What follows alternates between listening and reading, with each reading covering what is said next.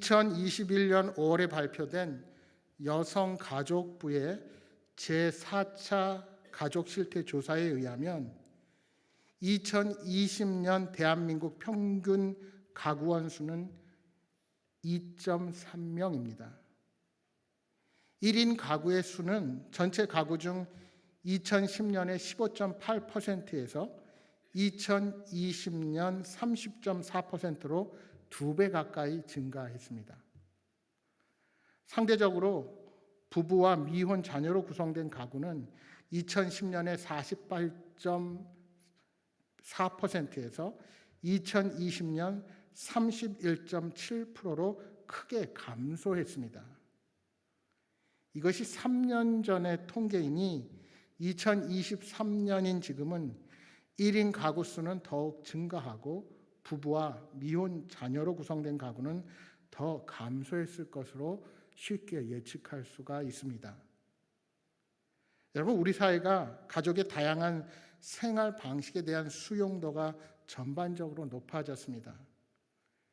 특히 20대의 절반 정도가 비혼 독신, 비혼 동거, 무자녀에 동의하는 것으로 나타나서 향후 우리 사회의 가족 형태에 큰 영향을 미칠 것으로 보입니다.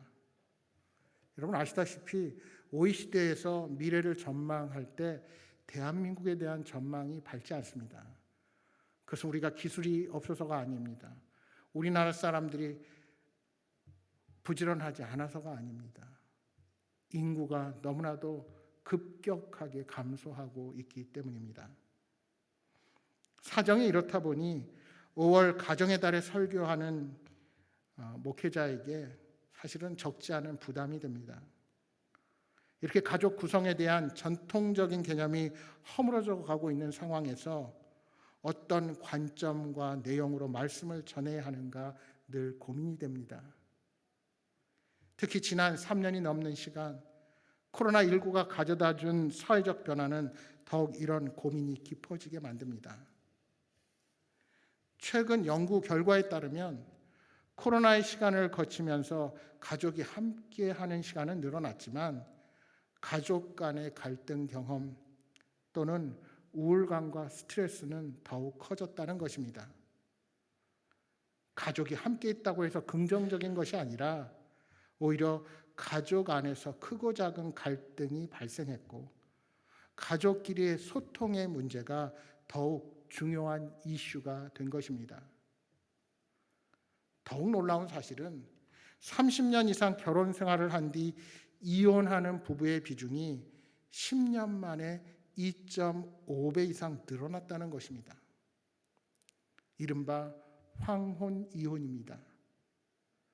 전반적으로 결혼 건수 자체가 줄면서 총 이혼 건수도 줄어드는 추세이기는 하지만 유독 고령층 이혼 건수는 늘어나고 있다는 사실입니다.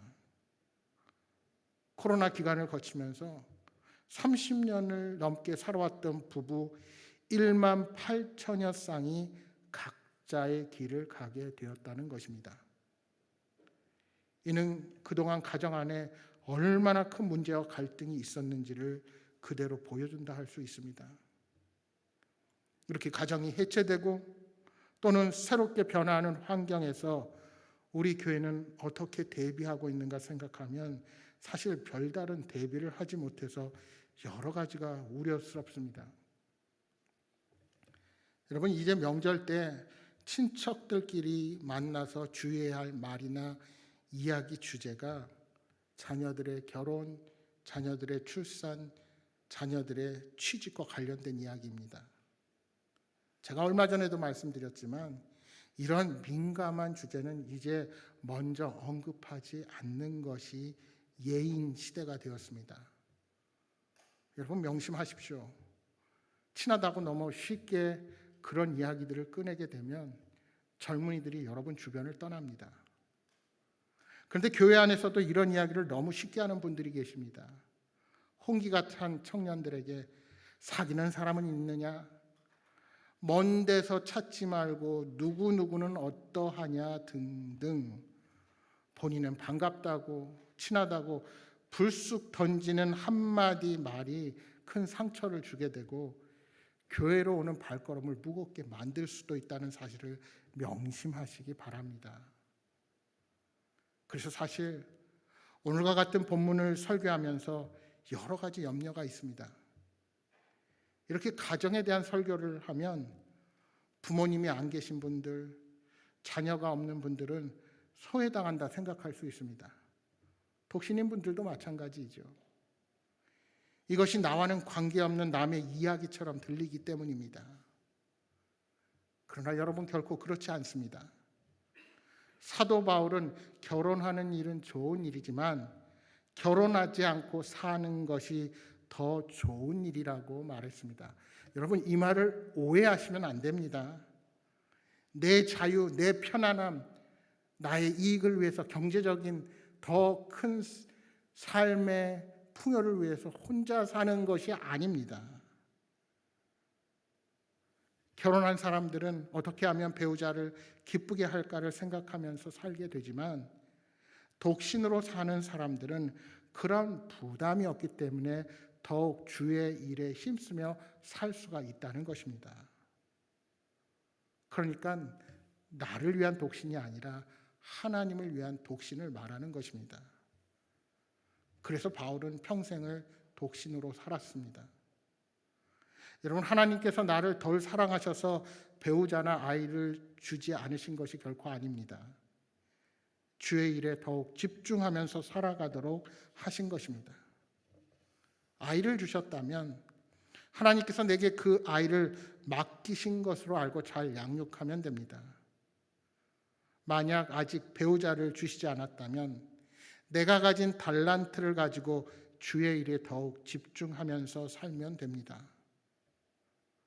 또 부모님이 계시다면 부모님을 공경해야 합니다. 그러나 하나님께서 부모님을 빨리 데려가셨다면 주의 일에 더 집중하도록 나를 부르셨다고 생각하면 됩니다.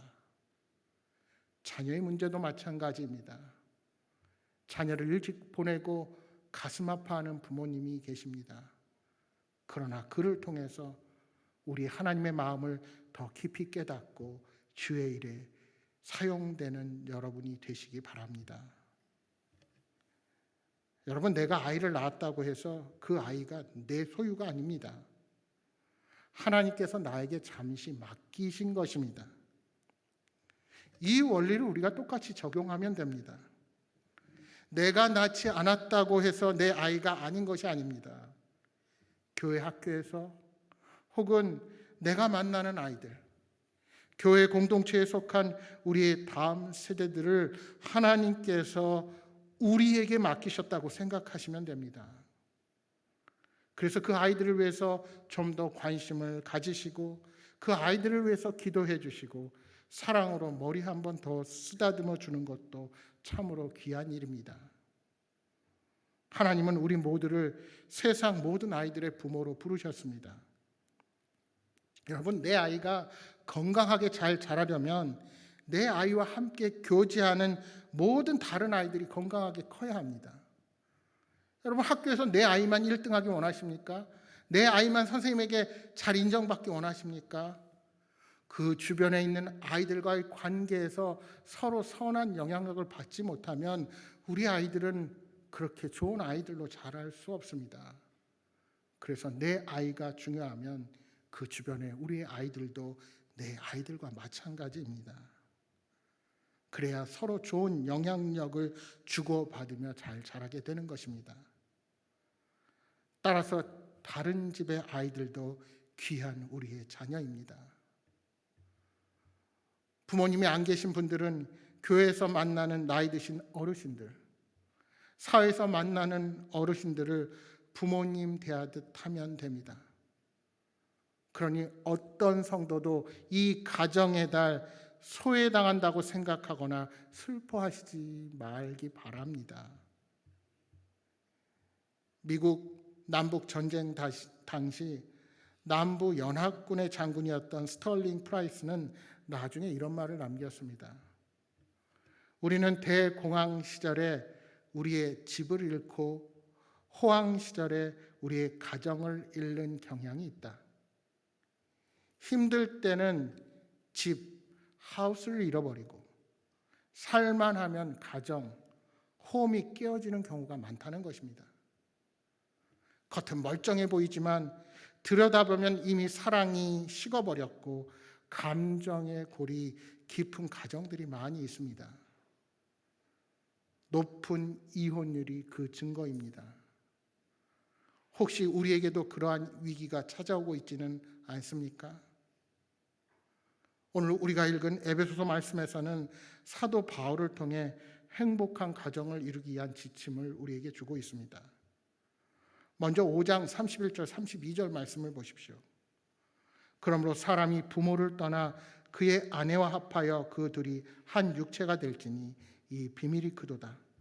나는 그리스도와 교회에 대하여 말하노라. 새로운 한 가정이 정상적으로 출발하려면 부모를 떠나야 합니다. 그런데 오늘 우리 한국 사회는 현실적으로 자녀들이 여러 형태로 부모를 의존할 수밖에 없는 구조를 가지고 있습니다. 부부가 맞벌이를 하여 부모가 손주를 돌보아 줍니다. 때로는 경제적으로 어렵다고 여러 방법으로 경제적 지원을 받기도 합니다. 물론 에베소 교회를 향한 말씀을 2000년도 더 지난 지금의 상황에 그대로 적용하기는 쉽지 않지만 그럼에도 원리의 차원에서 생각하면 부모에게 뭔가 매여 있거나 구속되어 있으면 가정 안에서 얼마든지 어려움이 발생할 수가 있게 됩니다. 부부만의 생각, 부부만의 감정, 부부만의 정서, 행동이 필요한데 그 모든 것을 부모의 간섭 아래 놓이게 되기 때문입니다. 시댁으로부터, 처갓집으로부터 도움을 받기에 말은 못하지만 속이 상하고 참고 넘어가는 것들이 있기 마련입니다. 도움을 받는 대신에 잃는 것이 분명히 있다는 것입니다. 그래서 정답은 재정적으로나 정서적으로나 관계적으로 독립할 수 있어야 한다는 것입니다. 반면 부부의 관계는 한 육체, 즉 두 사람이 하나로 연합되어야 합니다. 그런데 이렇게 부부가 한 몸이 되기 위해서 알아야 할 것이 무엇입니까? 5절 33절에 이렇게 말씀합니다. 그러나 너희도 각각 자기 아내 사랑하기를 자신같이 하고 아내도 자기 남편을 존경하라. 아내와 남편의 관계는 사랑과 존경의 관계입니다. 아내에겐 사랑이 필요하고 남편에겐 존경이 필요합니다. 남녀에게는 좀 큰 차이가 있습니다. 가장 큰 차이는 행복을 느끼는 방식과 포인트의 차이입니다. 남자들은 대체 내가 존중받고 있구나 또는 내가 인정받고 있구나 라는 느낌이 들 때 가장 행복을 느낍니다. 반면에 여성은 사랑받고 있구나 느낄 때 행복을 느낀다는 것입니다. 그래서 우리 남성분들 중에 빨리 은퇴하고 노년을 생각하시는 분들이 있죠. 제가 목회를 하면서 보니까 돈을 충분히 벌어놔도 일을 그만두는 순간부터 남자들은 늙고 건강이 안 좋아집니다. 왜냐하면 인정받아야 되고 존중받아야 되는데 자신의 존재가 한두 달은 편히 쉬지만 그 후부터는 다들 힘들어하는 것을 보게 됩니다. 반면에 여성은 사랑받고 있다고 느낄 때 가장 행복을 느낀다는 겁니다. 그래서 남편은 존경, 인정, 신뢰 이런 단어를 좋아합니다. 반면에 아내들은 사랑, 관심, 애정과 같은 단어를 좋아합니다. 남자와 여자 사이에는 기본적으로 이러한 큰 차이가 있습니다.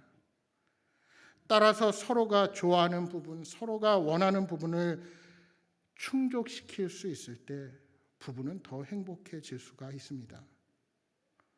존경받는 남편이 아내를 더 사랑하게 되고 사랑받는 아내는 남편을 더 존경하게 될 것입니다. 그래서 우리가 하나님의 말씀을 잘 경청해야 합니다. 아내는 남편을 존경하고 순종하라는 이런 성경 말씀이 마치 굴욕적인 복종을 요구하는 구세대적인 사고로 여기시면 안 됩니다. 또한 남편에게도 도저히 사랑할 수 없는, 사랑해서는 안 되는 사람을 사랑하라는 것이 아닙니다. 내가 그렇게 사랑해서 결단했고 평생을 약속했던 그 여인을 사랑하라는 것입니다. 여러분, 사랑과 존경은 무엇이 우선이냐의 문제가 아닙니다. 사랑이 없으니 나도 존경할 수 없다거나 나를 존경해 주지 않으니 사랑하지 않겠다고 한다면 관계의 악순환이 계속될 것입니다. 이것을 선순환으로 바꾸어야 합니다. 사랑하니 존경받고 존경을 받으니 더 사랑하게 되는 것입니다. 이러한 성경적인 원리를 생각하며 실천하는 복된 부부가 되기를 축복합니다. 목소리가 너무 작습니다. 이러한 성경적 원리들을 생각하며 실천하는 복된 부부가 되기를 축복합니다. 특별히 바울 사도가 이 말씀을 권면하면서 뭐라고 합니까? 그 둘이 한 육체가 될지니 이 비밀이 크도다. 나는 그리스도와 교회에 대하여 말하노라. 부부 관계에 대해서 언급하면서 바울 사도는 그리스도와 교회에 대해서 말한다는 것입니다. 이 말을 풀어보면 부부 관계에 관한 하나님의 말씀은 궁극적으로 그리스도와 교회의 관계에 대해서 설명한다는 것입니다. 여러분, 왜 성경에서 우리 자신과 예수 그리스도를 신랑과 신부로 표현할까요? 하나님께서 부부 관계를 통하여 우리에게 알려주시고자 하는 것은 그리스도와 교회, 즉 예수님과 우리 자신의 관계를 더 잘 깨닫게 하기 위함입니다. 여러분, 많은 젊은이들이 결혼을 할 때 남녀가 평등하다는 개념을 착각할 때가 많이 있습니다. 아내는 남편에게 매이지 않고 남편은 아내에게 머리로 행하지 않는 것이 평등이라고 생각하는 게 현대의 가정입니다. 근데 여러분, 실상은 어떻습니까? 말은 그렇게 해놓고 평등해야 된다고 말해놓고 결혼하면 알게 모르게 주도권 싸움을 하죠.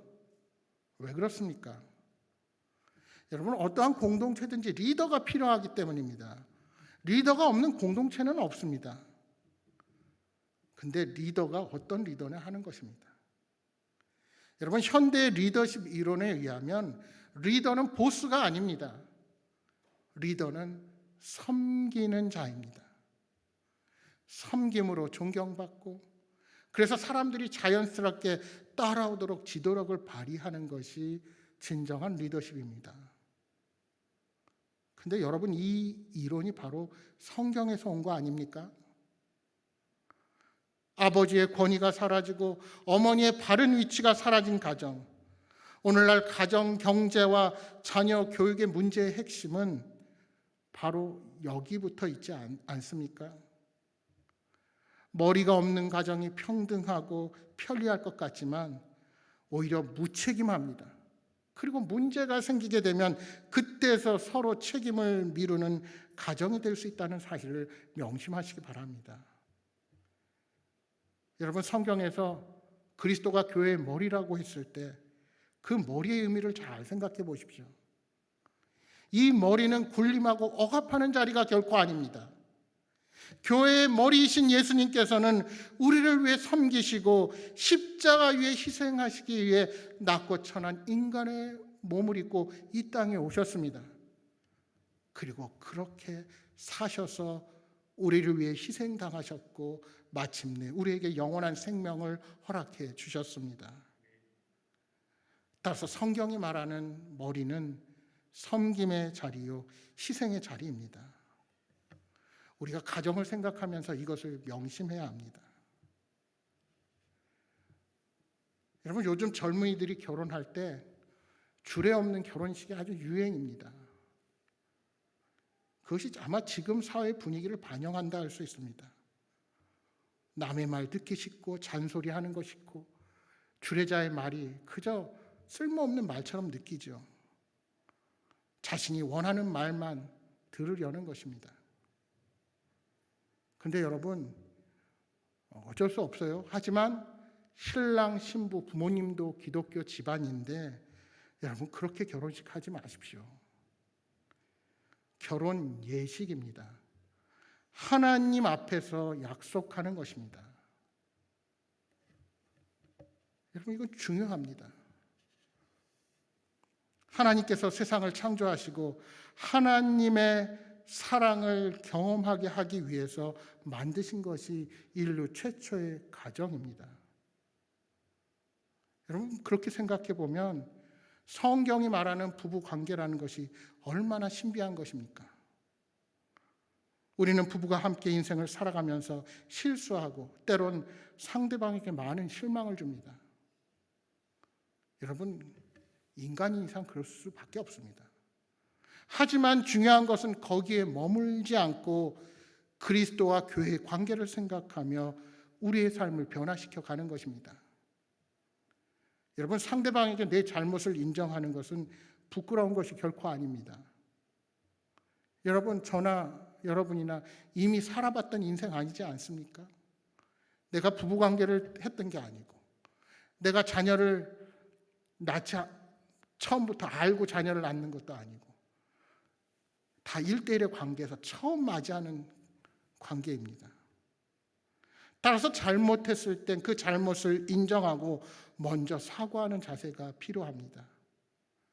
아니, 존경받아야 하는 내가 어떻게 먼저 잘못을 인정하느냐, 그렇게 생각한다면 그것은 진정으로 사랑하는 사람을 대하는 바른 태도가 아닙니다. 반대로 내 잘못을 인정하면 사랑받지 못할까 봐 자존심을 내세우고 다른 핑계를 대는 것도 잘못입니다. 그렇게 자존심을 내세우고 실수를 인정하지 않는 것이 오히려 사랑을 잃게 만드는 것입니다. 결국 우리가 하나님의 사랑, 하나님의 은혜, 하나님의 신실함을 더 깊이 깨닫게 되는 자리가 바로 부부 관계입니다. 때로는 인내하고 참고 그렇게 용서하면서 하나님께서 우리를 사랑하신 그 크신 사랑을 깨닫게 되는 것입니다. 이렇게 부부가 한 몸을 이루어 연합해 가는 과정을 통해 천국의 비밀을 깊이 경험하시는 여러분 모두가 되시기를 축복합니다. 계속되는 에베소서 6장 1절 말씀은 자녀들에게 주시는 말씀입니다. 자녀들아, 주 안에서 너희 부모에게 순종하라. 이것이 옳으니라. 여러분, 현대를 살아가는 사람들에게는 이 순종이란 말에 대한 거부감과 부정적인 생각이 많이 있는 것 같습니다. 굴종이나 복종과 구별되는 말임에도 자발적이고 자연스러운 순종에 대해서도 젊은 세대로 갈수록 거부감을 갖곤 합니다. 제가 왜 그럴까 생각을 해봤어요. 저는 그것이 요즘에 잘못된 인본주의적 교육에 있지 않을까 생각을 해봅니다. 여러분, 기억하십시오. 우리 삶이 존중받는 것과 내가 마음대로 행하는 것은 분명히 구별되어야 합니다. 여러분, 우리가 정말 말 같지도 않은 사자성어가 요즘 유행하지 않습니까? 내로남불. 저는 이것도 교육이 이렇다 보니 내 문제에 있어서는 예외라는 생각이 드는 것 아닌가 생각해 봅니다. 여러분, 그렇게 되면 이제 우리에게 법도 필요 없습니다. 다른 사람에는 법의 잣대를 들이대면서 내 문제, 우리 편을 생각할 때는 그저 너그러워집니다. 왜 그럴까요? 모든 중심이 자기 자신에게 있기 때문입니다. 아니, 부모라고 옳지 않은데, 부모 말이 다 맞으란 법이 없는데 왜 무조건 따라야 하냐 하는 겁니다. 그런데 우리는 그 깊이 있는 그 부모 안에 있는 그 생각은 잘 모르지 않습니까? 물론 때로는 그 말이 틀렸다고 할 수 없습니다. 그러나 그러함에도 오늘 본문이 말씀하시는 것이 옳다는 것은 거기에 전제를 달고 있기 때문입니다. 그 전제가 무엇입니까? 바로 주 안에서입니다. 이는 내 생각과 다르더라도 주님 안에서 주님의 사랑을 생각하면서 순종하라는 의미입니다. 반대로 만일 부모의 요구나 의지가 전적으로 성경과 거리가 멀거나 주님 안에서 비신앙적인 요청이라면 그 순종에도 제동이 걸릴 수가 있다는 겁니다. 그런 특별한 경우가 아니라면 주님 안에서 부모를 더 사랑하고 주님 안에서 부모를 더 존경하고 예수님의 마음과 십자가 사랑으로 부모의 뜻을 잘 따르고 순종하라는 의미입니다. 6장 2절 3절은 순종에서 한 단계 더 나아갑니다. 내 아버지와 어머니를 공경하라.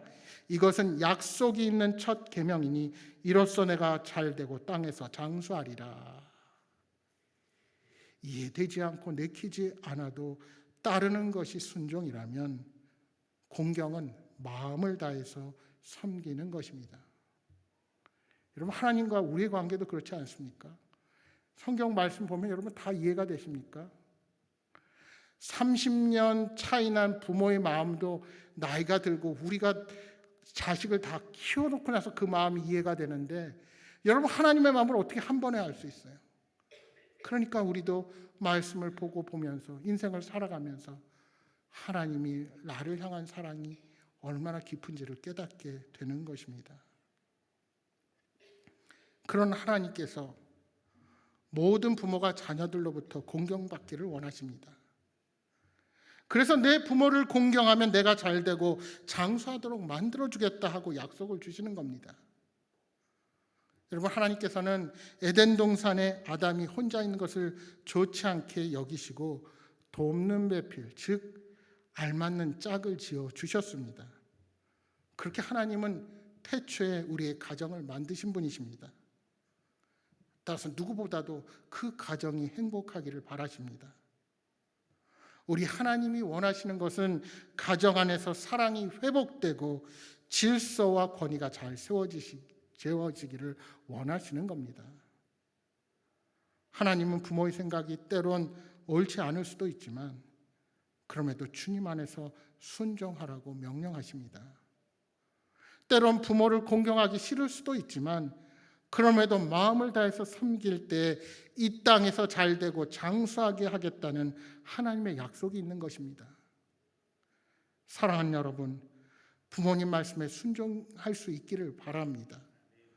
더 나아가서 부모님을 공경의 마음으로 대하여 하나님께서 예비하신 온갖 은혜와 복을 누리는 복된 인생이 되기를 축복합니다. 이어서 부모에게 주시는 말씀이 있습니다. 우리 4절 말씀을 다시 한번 함께 읽어보겠습니다. 우리 4절 같이 보겠습니다. 또 아비들아, 너희 자녀를 노엽게 하지 말고 오직 주의 교훈과 훈계로 양육하라. 아멘. 여기에 아비는 단순히 아버지만 지칭하지 않습니다. 이 말씀은 어버이로 보는 것이 더 타당합니다. 그래서 4절 말씀 공동 번역 성경은 이렇게 번역하고 있습니다. 어버이들은 자녀의 마음에 상처를 입히지 말고 주님의 정신으로 교육하고 훈계하며 잘 기르십시오. 여기에 상처를 입히지 말라는 말처럼 이 말씀은 자녀들을 학대하거나 인격적으로 무시하는 비난, 책망, 낙심하게 만드는 모든 일들을 포함한다 할 수 있습니다. 여러분, 인생을 두 번 산 사람이 없기에 부부 관계에서 자식과 부모의 관계에서 우리는 서로 수많은 상처를 주고 살아갑니다. 그래서 부모 자식 사이에도 예의가 있고 규칙이 따르기 마련입니다. 서로 지켜야 할 것들이 있기 마련입니다. 따라서 부모라는 권위를 가지고 자녀에게 함부로 말하고 상처를 주어서는 안 됩니다. 누구보다도 가깝고 사랑하는 관계이지만 그렇게 더 많은 상처와 아픔을 주고받으며 힘들게 사는 경우가 많습니다. 그래서 우리에게 특별한 기준이 필요합니다. 어떻게 우리의 자녀들을 키워야 할까요? 자녀는 주 안에서 부모님에게 순종하라 말씀합니다. 부모는 주의 교양과 훈계로 양육하라고 하십니다. 여러분, 이 교양과 훈계는 같은 말 같아 보이지만 조금은 그 뉘앙스가 다릅니다. 교양의 원어적인 의미는 가르치다라는 의미로 훈련이나 징계 또는 잘못된 것을 교정하는 의미가 그 안에 다 포함됩니다. 그런데 훈계는 교훈을 하는 행위, 즉 좀 더 이성적인 접근을 통해서 설득하라, 그런 뜻이 담겨 있습니다. 여러분, 우리가 부모와 자녀 사이에 왜 상처가 생길까요? 특히 우리 문화는 집 밖에 나가면 체면을 생각하고 눈치를 봅니다. 그래서 어른들 앞에서는 공손하고 얌전합니다. 하지만 집에 돌아오면 무장해제가 되어서 편안한 상태로 서로를 존중하지 않고 함부로 말을 뱉기가 쉽습니다. 서로 친하다는 것이죠. 그래서 사랑하는 가족끼리 오히려 상처를 주고 상처를 입히기가 쉽습니다. 따라서 자녀의 잘못을 지적할 때도 우리에게 지혜가 필요합니다. 무조건 다그치고 화를 내서는 안 됩니다. 상대방의 눈높이에서 잘못을 스스로 깨달을 수 있도록 자녀를 알아가는 노력이 필요합니다. 그래서 여러분, 내 자녀가 무엇을 좋아하는지, 무엇을 하는지 마음에 안 들어도 그것을 알고자 하는 우리들의 노력이 필요합니다. 또한 평소 말씀 앞에 서서 모든 가정이 하나 되는 것이 무엇보다 중요합니다. 고목나무 구멍에 다람쥐 가족이 살고 있었습니다. 가난하지만 행복한 가족이었습니다. 그러던 어느 날 남편 다람쥐가 말했습니다. 여보, 숲속 다른 동물들에 비해 우리가 너무 못 살지? 이제 우리 가족의 행복을 위해 내가 열심히 일할게. 아빠 다람쥐는 열심히 일했습니다. 해가 뜨기 전에 숲에 들어가 과일과 열매를 모았고 밤늦게 지친 몸으로 귀가했습니다. 다람쥐 가정은 곧 숲속에서 가장 잘 사는 가정이 되었답니다. 그런데 문제가 생겼습니다. 남편과 아빠가 없어진 것입니다. 어느 날 새벽녘에 귀가한 남편 다람쥐에게 아내가 하소연했습니다. 여보, 너무 외로워요. 애들도 그래요. 당신 우리를 사랑해요? 당신의 사랑을 느낄 수가 없어요. 무슨 소리를 하는 거야? 내가 누구 때문에 이 고생을 하는데 다 당신과 아이들을 위해서야. 엄마 아빠가 다투는 소리에 아기 다람쥐들이 잠에서 깨어났습니다. 오랜만에 아빠 얼굴을 본 첫째 다람쥐가 동생들에게 말했습니다. 얘들아, 잘 봐. 저분이 우리 아빠야. 저분은 굉장히 열심히 일해. 우리가 가진 모든 것은 다 저분이 사주신 거야. 형의 말을 들은 막내 다람쥐가 이렇게 말했습니다. 형, 그럼 저분에게 아빠를 사달라고 하자. 모르시는 겁니까? 안 오시는 겁니다. 사랑하는 여러분, 행복한 가정은 그냥 이루어지지 않습니다. 때로는 참고 인내해야 합니다. 때로는 화가 나도 상대방의 입장에서 이해해야 합니다. 여러분, 화초를 가꾸고 정원을 관리하려면 애정을 가지고 시간을 들여야 합니다.